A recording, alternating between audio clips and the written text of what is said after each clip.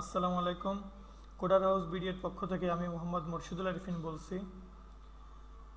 আজকের টিউটোরিয়ালে আমি আপনাদেরকে পিএইচপির অ্যারে সম্বন্ধে বোঝাবো যে পিএইচপিতে অ্যারে নিয়ে কীভাবে কাজ করা হয়। তো আমি যখন ভ্যারিয়েবল নিয়ে বা ডাটা টাইপ নিয়ে যখন আলোচনা করছিলাম, তো আপনারা জানেন যে আমাদের 8টি ডাটা টাইপ ছিল, যেগুলির ভিতরে ইন্টিজার, ফ্লোট, এরপরে নাম্বার, এগুলো আমি আপনাদেরকে দেখিয়েছি। তো আজকের টিউটোরিয়ালে আমি আপনাদের অ্যারে নিয়ে আলোচনা করব। তো চলুন আমাদের htdocs ফোল্ডারের ভিতরে আমরা যাই। তো এটা হলো আমাদের htdocs ফোল্ডার। আমি এর ভিতরে আরেকটি নতুন ফোল্ডার তৈরি করলাম, পার্ট 8।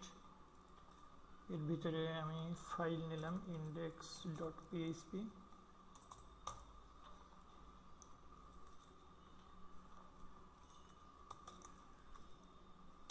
তো এখানে আমি টাইটেলের নাম দিলাম অ্যারে, আমাদের অ্যারের ক্লাস আজকে। এখন পিএইচপির সিনট্যাক্স আমি লিখলাম। এবার আমি আপনাদেরকে বলবো যে অ্যারে আসলে কি জিনিস। অ্যারে হলো, আমি আগেও বলছিলাম, তো আজকে বিস্তারিত দেখাবো, যে আমরা পিএইচপিতে একাধিক মান যখন যোগ বা বিয়োগ করতে চাই, বা যে কোনো ভ্যালু যদি একের বেশি ভ্যালু থাকে, তাহলে আমরা কি করি, ওই ভ্যালুগুলিকে একটি ভ্যারিয়েবলের ভিতর নেই। যদি আমি 3টি সংখ্যার যোগ করতে চাই, তাহলে 3টি সংখ্যার জন্য আলাদা আলাদাভাবে 3টি ভ্যারিয়েবল নিয়ে ওই ভ্যারিয়েবলের ওই 3টা ভ্যারিয়েবলের ভিতর 3টি সংখ্যা নিয়ে ওই 3টা ভ্যারিয়েবলকে আমি যোগ করি। এরপর যোগফলকে ইকো করা হয়।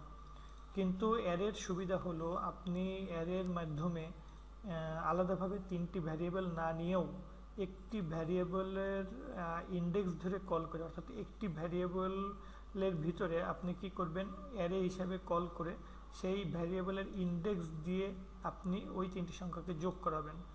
তো এটা আসলে আমরা যখন প্র্যাকটিক্যাল চলুন দেখি, তাহলে ক্লিয়ার হবে। তো অ্যারের জন্য এটা পিএইচপিতে অ্যারে নামেই লেখা হয়। এটি একটি কিওয়ার্ড।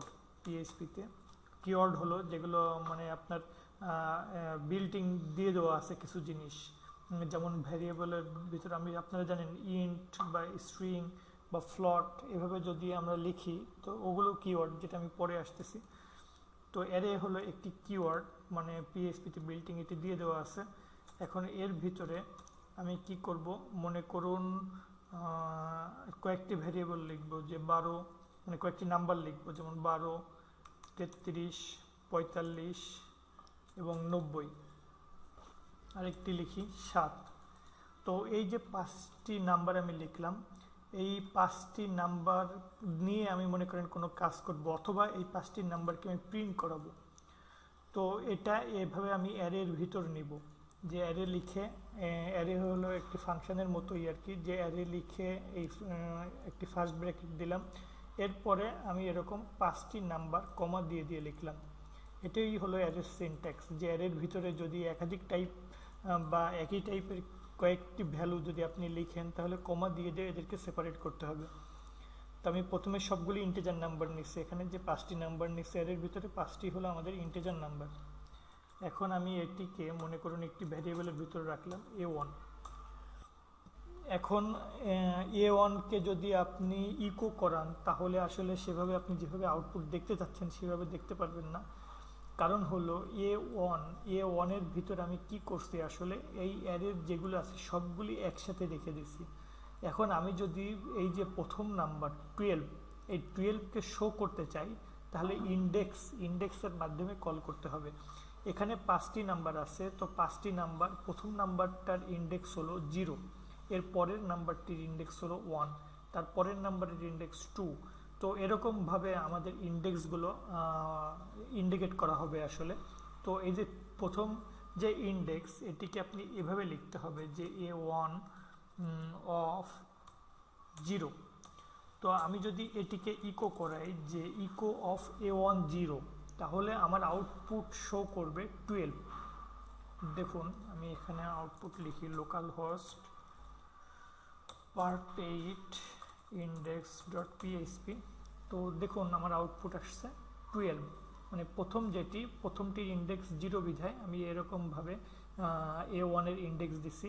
তো A1 হলো একটি অ্যারে টাইপের ভ্যারিয়েবল, যে কারণে অ্যারে টাইপের ভ্যারিয়েবলকে আমি ইন্ডেক্সের মাধ্যমে আমাকে এভাবে লিখতে হবে। ইন্ডেক্স প্রকাশ করতে হবে এভাবে যে থার্ড ব্র্যাকেটের ভিতরে আপনার ইন্ডেক্সের নাম্বারটি লিখতে হবে। তো A1 অফ 0 মানে 12। একইভাবে এটিকে যদি আমি A1 অফ 1 লিখি তাহলে দেখুন আমার আউটপুট কি আসবে, 33। অর্থাৎ প্রথমটা ছিল 0, এরপর একটি 33। তো এরকমভাবে শেষ পর্যন্ত যাবে।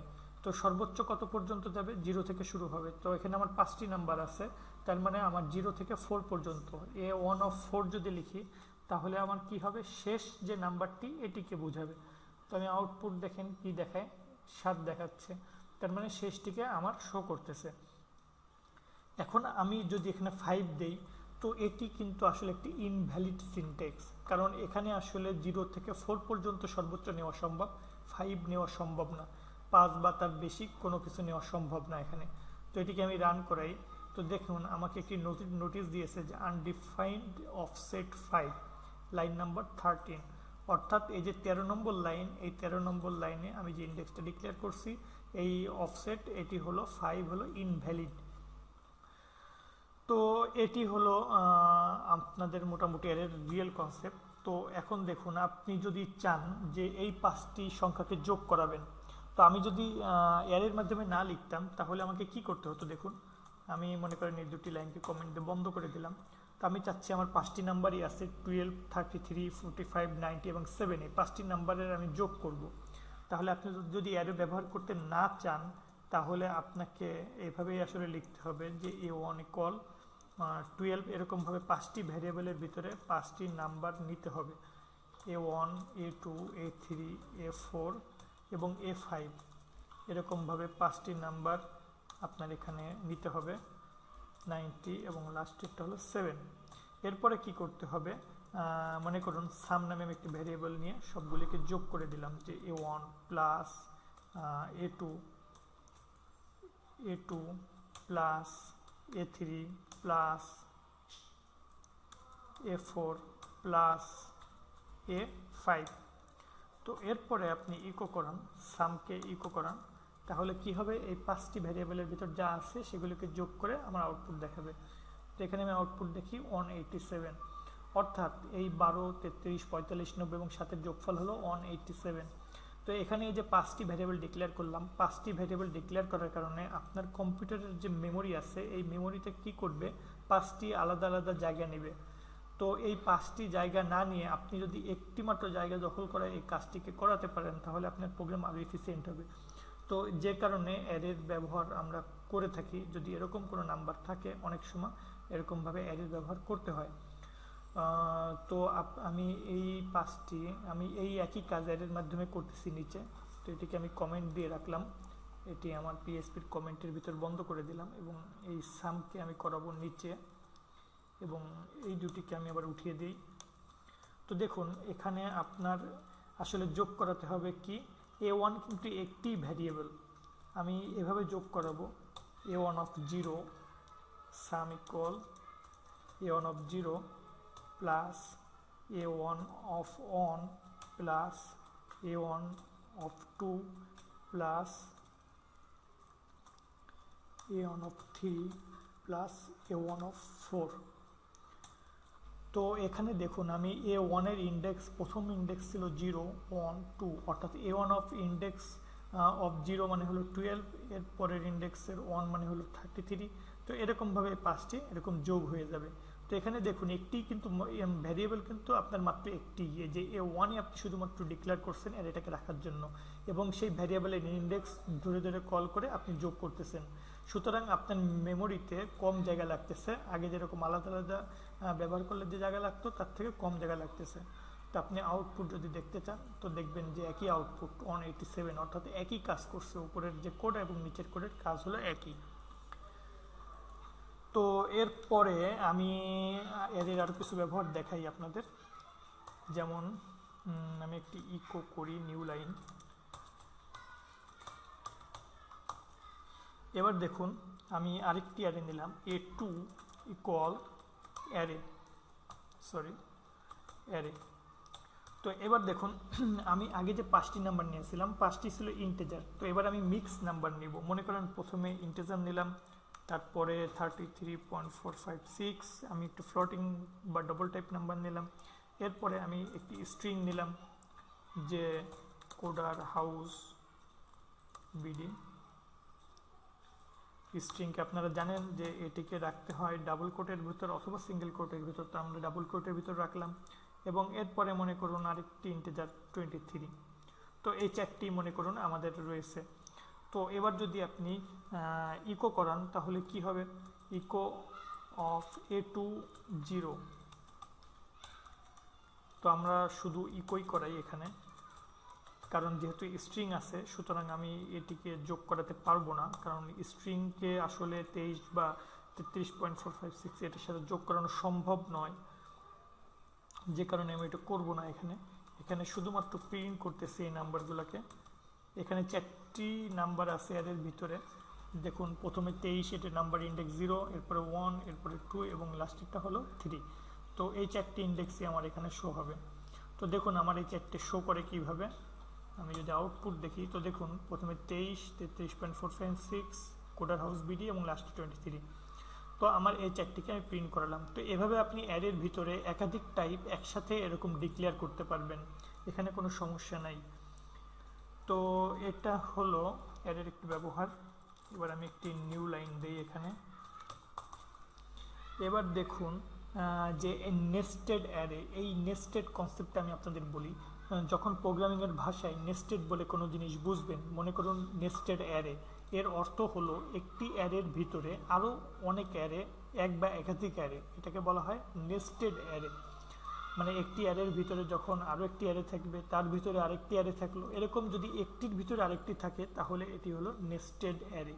একইভাবে আপনারা যখন ইফ কন্ডিশন করবেন তখন দেখবেন যে ইফ আছে, সেই ইফের ভিতরে আরেকটি ইফ আছে, তো ইফের ভিতরে ইফ থাকা মানে হলো ওটা হলো নেস্টেড ইফ।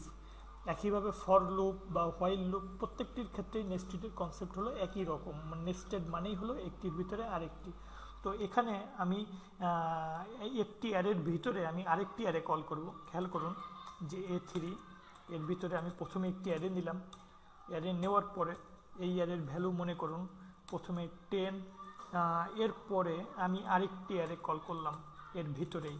এই অ্যারেটাকে কীভাবে পাবে, সে একটি ইন্ডেক্স হিসেবে পাবে। তার ভিতরে আমি মনে করুন লিখলাম ফার্স্ট, তারপরে সেকেন্ড, এরপরে 3টেই মনে করুন আমি স্ট্রিং নিলাম, তো এরপরে কমা দিলাম। তো প্রথম যে অ্যারেটা ছিল, প্রথম অ্যারেতে মনে করেন আরেকটি আছে 23.345, একটি ফ্লোটিং নাম্বার নিলাম, এবং লাস্টে মনে করুন আমি আরেকটা সরাসরি স্ট্রিং নিলাম। তো এটি কি হলো, এটিও কিন্তু আমার একটি অ্যারে। এই অ্যারের ভিতরে 4টি এলিমেন্ট আছে, প্রথমে 10 আছে, তারপরে একটি অ্যারে আছে, তারপরে একটি ফ্লোটিং আছে, তারপরে একটি স্ট্রিং আছে। তো এই মূল যে অ্যারে, মূল অ্যারের ভিতরে 4টি জিনিস। তো এটিকে যদি আপনি ইকো করান তাহলে আসলে কিভাবে ইকো করাবেন খেয়াল করুন। A3, আপনারা জানেন যে A3 যদি আমি ইকো করাই তাহলে প্রথম এলিমেন্টটা ইকো হবে। তো এখানে যেহেতু প্রথম এলিমেন্টটা আমার ইন্টিজার আছে সুতরাং ইকোতে কোনো সমস্যা করবে না।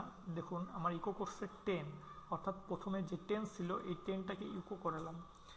এরপরে যদি আমি 1কে ইকো করাই তো আসলে দেখুন আমার কি হয়, এখানে আমাকে শো করছে যে array two string conversion online 36, অর্থাৎ এই 36 আমি যে কাজটি করতে গেছি যেটা হলো এই যে অ্যারে, এটাকে কিন্তু আপনি সরাসরি প্রিন্ট করাতে পারবেন না, যে কারণে আপনাকে একটি নোটিশ দিয়েছে, কারণ এটি তো একটা অ্যারে, যদিও এটি আরেকটি অ্যারের ভিতর কিন্তু সে নিজেও তো একটি অ্যারে।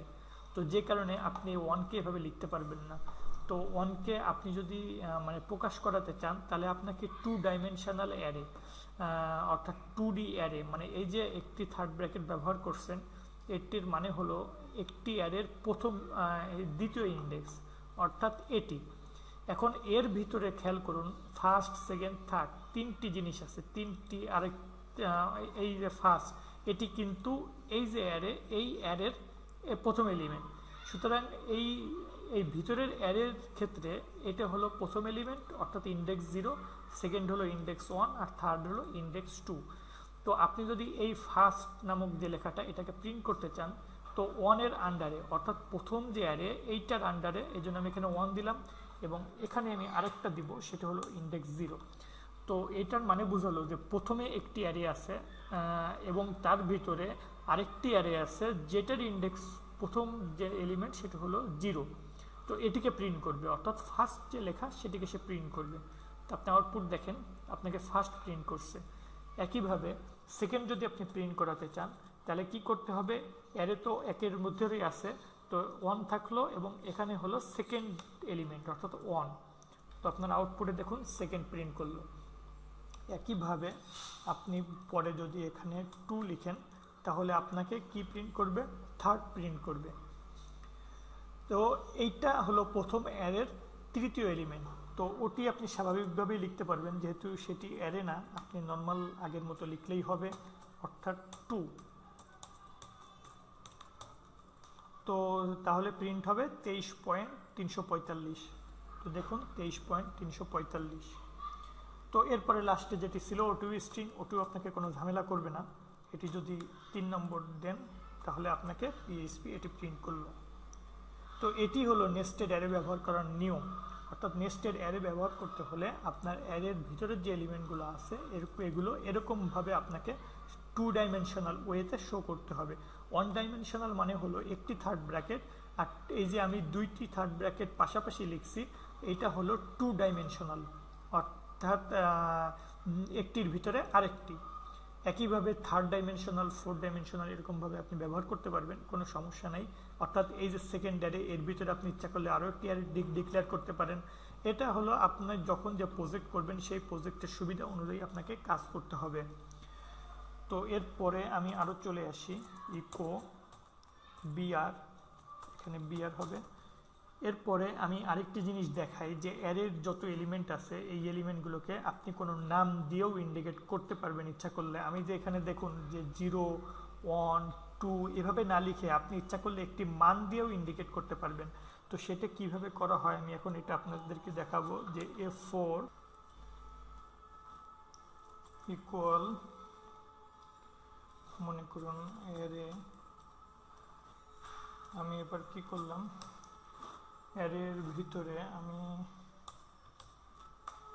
ফার্স্ট নেম, এখানে একটি সিম্বল দিতে হবে আপনাদের।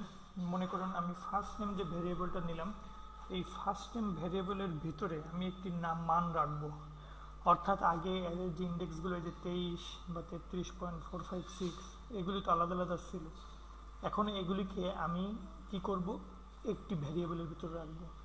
মনে করুন ফার্স্ট নেম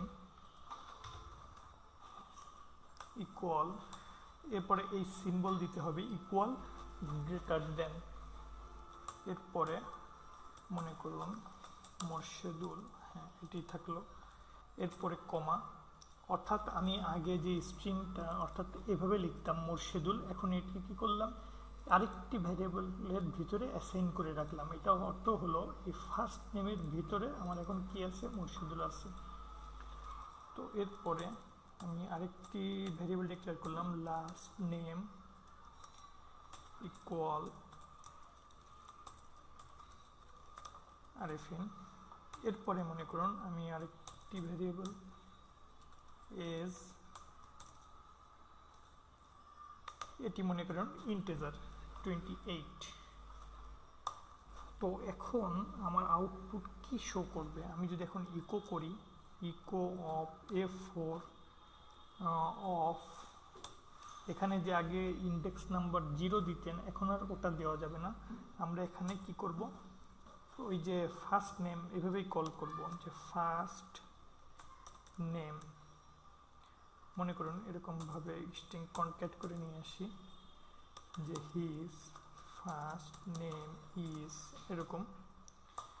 এরপরে আমি যদি এরকম করি last name is array of, আমি কি করব, এই যে লাস্ট নেম এখানে যে এই যে ভ্যারিয়েবলটা ডিক্লেয়ার করছি ওইটা দিয়ে আমি কি করতেছি, কল করতেছি, এবং লাস্টে ছিল এজ, তো হিজ এজ ইজ, তো এখানে আমি এজ এজ নামক একটি ভ্যারিয়েবলের ভিতরে, মনে করেন এই যে অ্যারের ভিতরে যে এজ নামক একটি কিওয়ার্ড বা ভ্যারিয়েবল ছিল, এটার ভিতরে আমি 20 অ্যাসাইন করে রাখছিলাম। তো এভাবে আমি এটাকে কল করব। তো আমি এখানে নিউ লাইন অর্থাৎ বিআর দিই। তো এবার দেখি আমাদের আউটপুট কি। তো খেয়াল করুন যে his first name Murshidul, last name Arifin, এটা আসছে। আচ্ছা, আনডিফাইন্ড ইন্ডেক্স এজ, আচ্ছা এখানে দেখুন এটা ইন্টিজার টাইপ, যে কারণে তো এখানে আমাদের এজ 28। আচ্ছা 28 যদি হয় তাহলে কি করা যায়, আমাদের কেন শো করতেছে না A4 প্লাস নেম বিআর। দেখি এখানে কি বলে, 47 নম্বর লাইনে আনডিফাইন্ড ইন্ডেক্স। আচ্ছা এখানে আমি আরেকটি ভ্যারিয়েবল নেই, is s।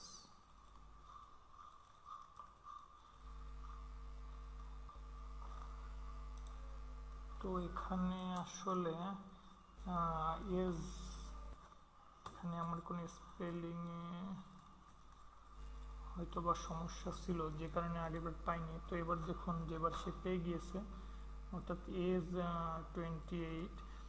তো আমি এজ ধরে এখানে কল করছি, তো আমার output his age is 28 show করছে। তো এটি হলো আপনার অ্যারেকে আপনি এভাবে কি করতে পারবেন, আরেকটি ভ্যারিয়েবলের ভিতর রেখে নিয়ে অ্যারের ভ্যালুগুলোকে এভাবে শো করতে পারবেন। এবার আরেকটি জিনিস দেখাই আপনাদের, সেটি হচ্ছে A5 ইকুয়ালটা, আমি আরেকটি অ্যারে নিলাম, খুব সাধারণ একটি অ্যারে। এখানে মনে করুন আমি কয়েকটি ইন্টিজার নিলাম, 12, 10, 30, 40। তো এখন আপনারা যদি ইকো করান সাধারণভাবে এভাবে A5, এটা আসলে যদি আমি ইকোর ভিতরে লিখি তাহলে দেখুন আমার কিন্তু একটি নোটিশ দেখাবে যে array two string conversion in 51, অর্থাৎ এই স্ট্রিং এটাকে আসলে A5-এর ভিতর যে ভ্যালুটা রাখতেছে, এই সবগুলো ভ্যালু মিলে একটা কনসিস্টেন্টভাবে সে A5-এর মাধ্যমে A5-এর ভিতরে রাখতেছে। তো সরাসরি ইকো করালে সে এই মানটিকে দেখাতে পারবে না। আপনি যদি চান যে অ্যারের এই মানগুলোকে সেপারেটভাবে শো করবে, তো এখানে আরেকটি ফাংশন আছে পিএইচপিতে, সেটি হলো প্রিন্ট আর। তো খেয়াল করুন এটিকে আমি এভাবে লিখতে পারি, অর্থাৎ প্রিন্ট আর নামক ফাংশনের প্যারামিটার হিসেবে আমি এই অ্যারে নিয়ে যার ভিতর রাখছি যে ভ্যারিয়েবলের ভিতরে A5, সেটিকে এরকমভাবে লিখলাম। তো খেয়াল করুন আমার আউটপুট কি শো করছে, আপনার অ্যারে অফ 0, অর্থাৎ 0তম ইন্ডেক্সে আছে আমার 12, প্রথম ইন্ডেক্সে আছে আমার 10, সেকেন্ড ইন্ডেক্সে আছে 30 এবং তারপরের ইন্ডেক্স থার্ড ইন্ডেক্সে আছে 40। তো এইগুলিকে আসলে কোনটি কোন ইন্ডেক্সে আছে সুন্দরভাবে একটি ফরম্যাটে আমাকে কি করতেছে, শো করতেছে। তো প্রিন্টার সরাসরি ব্যবহার করার ফলে সে কি করছে, A5-এর ভিতর যে ভ্যালুগুলিকে আছে সেই ভ্যালুগুলো সরাসরি তার নিজস্ব ফরম্যাটে প্রিন্ট করছে।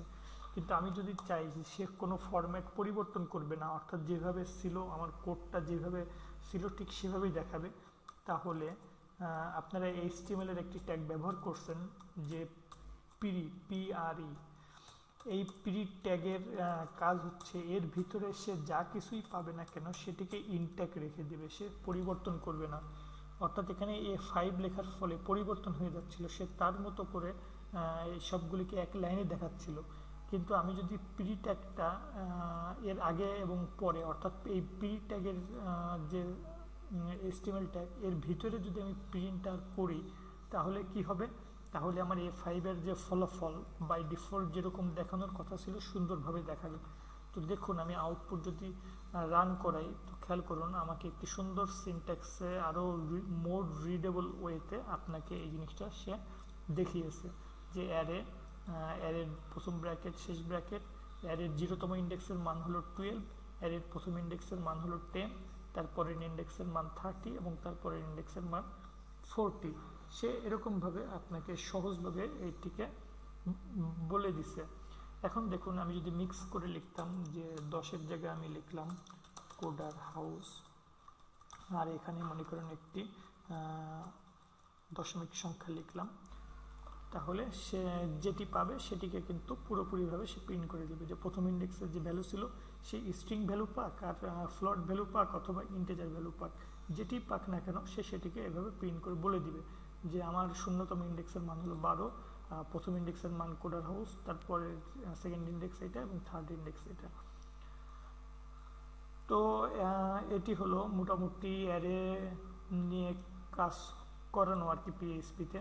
তো অ্যারের আসলে প্র্যাকটিক্যাল অ্যারেতে প্রচুর ব্যবহার আছে পিএইচপিতে। আপনি যখন বড় কোনো ধরনের অ্যাপ্লিকেশন ডেভেলপ করবেন বা কোনো প্রজেক্ট করবেন বা কোনো একটা বড় ওয়েবসাইট যার সিএমএস আপনি পিএইচপিতে করতে যাবেন, তো সেক্ষেত্রে দেখবেন কিছু কিছু ক্ষেত্রে অ্যারের খুব কমপ্লেক্স কিছু ব্যবহার আছে। তো এজন্য আপনার অ্যারের যে ধারণা বা অ্যারের আইডিয়া, এটি আপনার পুরোপুরি পরিষ্কার থাকতে হবে। তো এই যে উদাহরণ আমি দেখিয়েছি, এটাতে আপনার অ্যারের মোটামুটি বেসিক ধারণা ক্লিয়ার হয়ে যাওয়ার কথা। তো পরবর্তীতে যখন আমি অ্যারে নিয়ে রিয়েল লাইফ কোনো প্রজেক্ট করব, আপনার অ্যারের সম্বন্ধে কনসেপ্ট আরও বেশি ক্লিয়ার হয়ে যাবে। তো আপাতত এতটুকু বুঝলেই হবে, আমি এই টিউটোরিয়ালে যা দেখিয়েছি আপাতত এটুকু বুঝলেই হবে। পরবর্তীতে আমরা এটা নিয়ে আরও মোর হায়ার লেভেল অ্যাপ্লিকেশন এটা পরবর্তীতে দেখব। তো আমাদের আজকের টিউটোরিয়াল এ পর্যন্তই। সবাই ভালো থাকবেন।